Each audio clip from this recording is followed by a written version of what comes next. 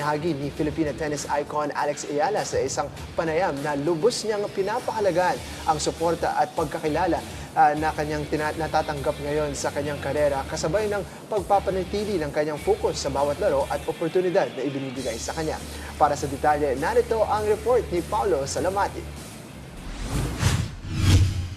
Sa muling pagbabalik sa Miami Open ngayong taon, ibinahagi ni Filipina tennis sensation Alex Ayala na masaya siya sa bunga ng kanyang ilang taong pagpupursigi at pagsusumikap upang mapunta sa sitwasyon kung nasaan siya ngayon. Sa edad na 20 anyos, kilala na si Ayala bilang isa sa pinakamainit na pangalan sa mundo ng tennis at sa kabila ng kanyang mabilis na pagsikat, pinapanatili pa rin umano nito ang kanyang pagiging humble anuman ang sabihin ng ibang tao. Matapos ang kanyang historic semifinal finish noong nakarang taon kung saan ginulantang niya ang mundo matapos talunin ng nooy world number 2 sa WTA rankings na si Iga Swiatek. Umakyat si Ayala ngayong taon ng hanggang rank number 29, isang patunay na malayo na ang narating ng Pinay tennis star.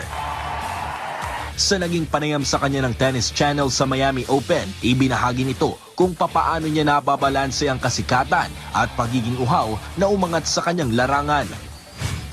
Time management for me, I think, is super key.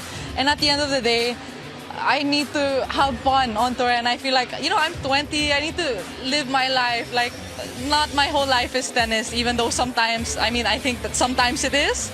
But that's what I'm working on, to have a life outside of tennis, enjoy. And it's super, super important because the season is long and we're only in March. So. Ibinahagi rin ni Ayala na unti-unti na siyang nasasanay na makapaglaro sa mga malalaking kompetisyon katapat ang mga pinakamabibigat na kalaban sa mundo ng women's tennis. It does take a little getting used to. I've warmed up to it for sure. Of course, the facilities are amazing at these events. We're treated really well. But the biggest thing I've had to adjust to is, of course, the level of players. Every match is a very high level of competition. So you don't really have room to let your guard down. And it's very demanding, but I'm happy that I'm able to play some good tennis and see progress in my game.